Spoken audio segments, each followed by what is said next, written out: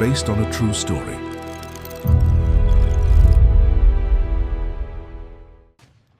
She could split a playing card in half from 90 feet away without ever aiming twice. Kings and queens across Europe stood in stunned silence, watching her shoot. But before the world called her the greatest sharpshooter alive, an 8-year-old girl called the family she worked for the wolves. This is the true story of how poverty, cruelty, and one small rifle turned Phoebe Ann Mosey into Annie Oakley. Before her name ever appeared on a single poster, she had already survived hunger, grief, and abuse that would have broken most grown men. What came after would prove that the steadiest hands in America belonged to a girl the world almost forgot. Dark County, Ohio sat quiet and rural along the Indiana border in the 1860s. Families here farmed hard land and prayed harder, and the Mosey household was no exception. Jacob and Susan Mosey raised their children as devout Quakers in a rented farmhouse, stretching every harvest to feed 9 mouths. Life in Dark County followed the rhythm of seasons rather than the rhythm of ambition. Wheat and corn rose slowly from stubborn soil. Livestock demanded constant attention. Faith held families together through hardship that farmland alone could never fully explain away. Winters in Dark County came early and stayed long. Survival depended on what a family could grow, hunt, and endure together. Snow buried fences for months at a time, and travel along frozen roads carried real danger for anyone caught outside after dark. The Mosey farmhouse, small and drafty, held more children than comfort most years. Susan Mosey managed her household with quiet discipline, teaching her children early that idle hands rarely survived a Dark County winter. Nobody expected the 6th of those 9 children to become a legend. Neighbors who knew the Mosey family during those hard years remembered a household defined by quiet faith rather than complaint. Susan Mosey rarely spoke of hardship as tragedy, instead treating each difficult season as simply another task to be managed with patience and prayer. Children in families like the Moseys grew up quickly, expected to contribute labor and earnings the moment they were old enough to hold a tool or carry a basket. Dark County offered few exceptions to that rule, regardless of how young a child might be when circumstance demanded it. Phoebe Ann Mosey was born August 13, 1860, in a log cabin outside Woodland, Ohio. Her family called her Annie. Life stayed hard but bearable until she turned 6 years old, when her father caught pneumonia riding home through a blizzard. He never recovered. Jacob Mosey had been caught far from home when the storm rolled in without warning, forcing him to push his team of horses through drifts too deep for safe travel. He arrived home alive, but the exposure had already done its damage, and within weeks, the family gathered to bury him.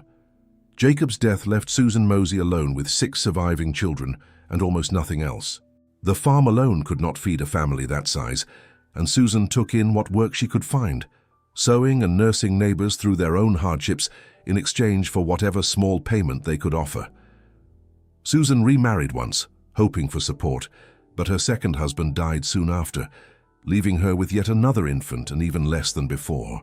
Grief seemed to visit the Mosey household with unfair regularity, each loss stripping away a little more of whatever stability the family had managed to rebuild.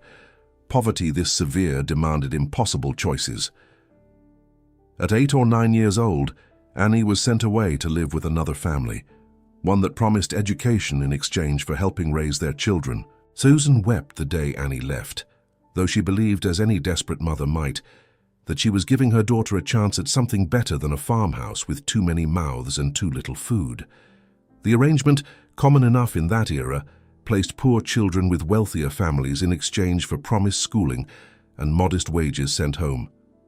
Many such arrangements ended honorably, with children returning home educated and families grateful for the support offered. Annie's arrangement would prove a bitter exception to that pattern. The family Annie was sent to live with promised schooling and kindness. They delivered neither. Annie later described them only as the wolves, refusing for the rest of her life to name them publicly. She was forced into constant labor, denied proper schooling despite the arrangement's promise, and treated with a cruelty she rarely spoke about even decades later. Her days there stretched long before sunrise and past sunset, filled with chores far beyond what any child her age should have carried alone. The promised lessons never materialized. Kindness, when it arrived at all, came rarely enough that she remembered each small instance for the rest of her life. She endured nearly 2 years under their control before finally escaping and making her way back home to her mother. The escape itself demanded courage most adults never needed to summon. She left with almost nothing, walking and riding when she could find a wagon willing to carry her, driven by nothing but the certainty that home, however poor, could not possibly be worse than what she had already survived. That experience never left her. Neither did the quiet determination it planted. Years later, when reporters pressed her for details about those 2 years, Annie offered little beyond the nickname itself, choosing silence over reopening wounds the public had no right to see. Some scars, she seemed to believe, belonged only to the person who carried them. Historians who studied her later life noted how consistently she declined to elaborate on those years, even during interviews eager for exactly that kind of dramatic detail. Her restraint spoke to a dignity that would define her entire public life, refusing to let suffering become spectacle for strangers' entertainment. Back home in Dark County, Annie found her family still drowning in debt, still hungry through most winters. She picked up her father's old rifle, barely taller than she was, and began hunting small game through the woods surrounding their farm. The rifle had hung largely unused since Jacob's death, a quiet reminder of the provider the family had lost. Annie learned quickly, teaching herself patience and precision, the same hard way she had learned survival during her 2 years away. She studied the woods the way other children studied schoolbooks, memorizing deer trails, rabbit warrens, and the exact hour quail preferred to feed each morning. She sold what she caught to a local shopkeeper in Greenville, trading rabbits and quail for grocery credit her mother desperately needed. The shopkeeper, at first skeptical of a small girl's contribution, quickly learned to expect her deliveries with the same reliability he expected from grown hunters twice her size. Annie's aim proved unnervingly precise from the very beginning. Neighbors began requesting her game specifically, claiming her shots left cleaner cuts of meat than hunters with decades more experience. Within a few years, her hunting income alone paid off the mortgage on her mother's farmhouse, an achievement local shopkeepers still talked about long after Annie left Ohio for good. The girl once sent away as an extra burden had become, quietly and without fanfare, the reason her family kept their home at all. Word of her marksmanship spread slowly beyond Greenville, carried by satisfied customers and curious neighbors who came to watch her shoot simply to confirm the stories were true. Few who witnessed her steady aim firsthand left doubting what they had seen. At 15 years old, Annie entered a shooting contest against Frank E. Butler, a traveling marksman known across the region for his skill. Butler had built a reputation performing exhibition matches throughout Ohio, confident enough in his ability that he rarely worried about local challengers. Few in the crowd expected the young farm girl to last more than a round or two. Annie won the match outright. The crowd's surprise gave way quickly to admiration, word of the upset spreading through Greenville and beyond within days. Butler, more impressed than embarrassed, began courting the girl who had just beaten him publicly, recognizing in her a partner rather than merely a rival. They married in 1876, and Butler became not only her husband, but her lifelong shooting partner and steadiest supporter. Their partnership blended marriage and profession in a way few couples of that era ever attempted, each one respecting the other's skill without a hint of jealousy or competition souring their bond. By 1882, when Butler's usual stage assistant fell ill, Annie stepped in to help with the act herself. She adopted a new stage name that night, Oakley. The audience response that evening convinced both of them that Annie belonged in front of the crowd, not merely supporting from behind the curtain. Butler adjusted the act almost immediately, shifting the spotlight toward his wife's extraordinary talent rather than his own. The partnership that followed would carry her farther than either of them imagined. Their early years touring together demanded relentless travel, moving from small county fairs to larger regional exhibitions as word of Annie's skill spread further each season. Frank managed logistics and bookings, while Annie perfected trick after trick, each one designed to leave audiences questioning whether their own eyes could be trusted. She practiced for hours daily, refining timing and accuracy, long after most performers would have called their skill sufficient.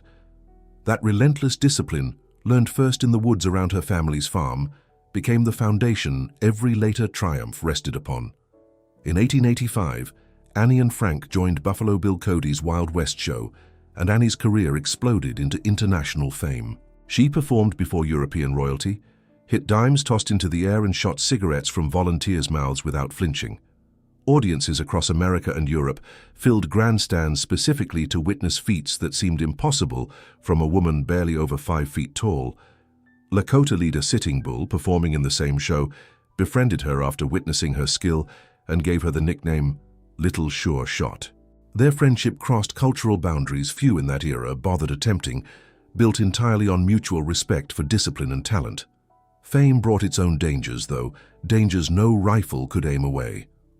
In 1903, newspapers across the country ran a shocking headline. Annie Oakley, they claimed, had been arrested in Chicago for stealing a man's trousers to sell for cocaine money. The story spread through dozens of papers, many owned by newspaper magnate William Randolph Hearst, reaching readers from coast to coast within days. Friends and family read the accusations with disbelief, unable to reconcile the woman they knew with the scandal, splashed across front pages nationwide. Letters of concern poured in from fans who had watched her perform for royalty just years earlier. None of it was true. The woman actually arrested had used Annie Oakley as a stage alias, an imposter whose crime now threatened to destroy the real Annie's hard-earned reputation entirely. The similarity in names proved devastating, spreading faster than any correction could reasonably travel. Newspaper illustrations accompanying the false story often depicted a woman resembling Annie closely enough to deepen public confusion, an error compounded by editors more interested in selling papers than verifying facts. Within weeks, the fabricated story had appeared in editions from New York to San Francisco, reaching millions of readers who had no reason to doubt what they read. Some theaters reportedly hesitated before booking her afterward, wary of scandal regardless of its truth, a professional cost Annie had never anticipated needing to fight against after decades of an otherwise spotless reputation. Annie faced a choice few sharpshooters ever needed to consider. She could let the scandal fade quietly, hoping audiences would forget the false headlines eventually. Many performers of her era chose exactly that path, believing legal battles against powerful newspapers rarely favored the accused, however innocent. Or she could fight back publicly, risking years of exhausting legal battles against some of the most powerful newspapers in the country. Annie chose to fight. She understood precisely what such a fight would cost, both financially and emotionally. Yet she refused to let a lie define a reputation built through decades of honest, disciplined work. Her decision reflected the same steady patience that had defined every shot she ever fired. She sued newspaper after newspaper for libel, demanding correction and compensation for a reputation built through decades of honest skill, not headlines she never earned. Her lawyers pursued case after case across multiple states, a battle that would stretch on for years, court by court, city by city. Each courtroom victory rebuilt a small piece of what the scandal had threatened to destroy. Annie appeared personally at many of these trials, her calm, dignified testimony contrasting sharply with the sensational headlines that had launched the entire ordeal. By 1910, Annie Oakley had won 54 of 55 lawsuits against the newspapers that slandered her name. The single loss, minor compared to the overwhelming pattern of victories, did little to diminish the broader vindication her legal campaign achieved. Legal historians later cited her case as a rare example of a private citizen successfully challenging the era's most powerful newspaper syndicates and winning decisively. The financial compensation mattered less to Annie than the public record itself. A formal, undeniable correction printed in the very papers that had once profited from her humiliation. Vindication came slowly, one courtroom victory at a time, until the public understood the truth clearly. The real Annie Oakley had never touched cocaine, never stolen from anyone, and never deserved the humiliation those newspapers inflicted on her. Her decades of discipline, hard-earned skill and quiet integrity spoke louder in court than any tabloid headline ever could. Reporters who once printed the false story without hesitation found themselves covering her legal triumphs instead, a reversal few scandals of that era ever achieved so completely. Her name, once threatened with permanent damage, emerged from the ordeal stronger than the newspapers that had tried to destroy it. She returned to performing not as a scandal survivor, but as a vindicated legend. Her reputation stronger for having been tested and proven true. Even after a 1901 train wreck injured her back badly enough to end her touring years with Buffalo Bill, Annie refused to disappear quietly.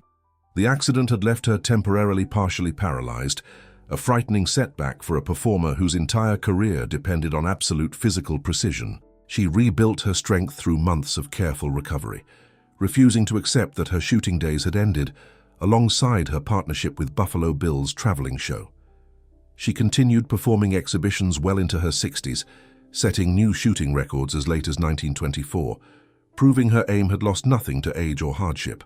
Audiences who watched her perform in her 60s often remarked that her precision seemed sharper than ever, decades of practice compensating fully for whatever strength youth alone might have offered. Reporters covering these later exhibitions frequently noted the quiet dignity with which she carried herself. A woman who had survived poverty, abuse, scandal, and injury, still standing steady behind a rifle decades after her first public triumph over Frank Butler. Her story by then had become inseparable from the discipline she brought to every performance. In 1922, a car accident forced Annie into a steel leg brace, yet she returned to competition just 1 year later. The accident had broken her hip severely enough that doctors doubted she would ever walk unaided again, let alone return to competitive shooting. Annie, characteristically, refused to accept that prognosis as final, working through recovery with the same discipline she had applied to every rifle she ever raised. Her health finally declined in 1925, and she retired from public performance for the last time. Annie Oakley died on November 3, 1926, at 66 years old in Greenville, Ohio, not far from the farmland where her story began. Frank Butler, her husband of 50 years, died just 18 days later, a devotion that had carried them through 5 decades of marriage, partnership, and shared spotlight without ever once dimming. An Ohio newspaper, reporting her death, recalled her calm reply to England's king, who once told her America should be proud of a woman like her. "I haven't given that much thought," she answered, "but I am proud of America." The abused orphan girl who once hunted rabbits to save her mother's farm became the most famous markswoman the world had ever seen, and she did it without ever needing to raise her voice. Her aim did all the talking it ever needed to. Long after her death, museums across Ohio and beyond preserved her rifles, her costumes, and the countless medals earned across decades of exhibition shooting. Schoolchildren in Darke County still learn her story as proof that hardship, however severe, does not have to write the final chapter of anyone's life. Her legacy endured well beyond marksmanship exhibitions, influencing generations of women who saw in her example proof that discipline and skill could overcome circumstances far harsher than most audiences ever realized.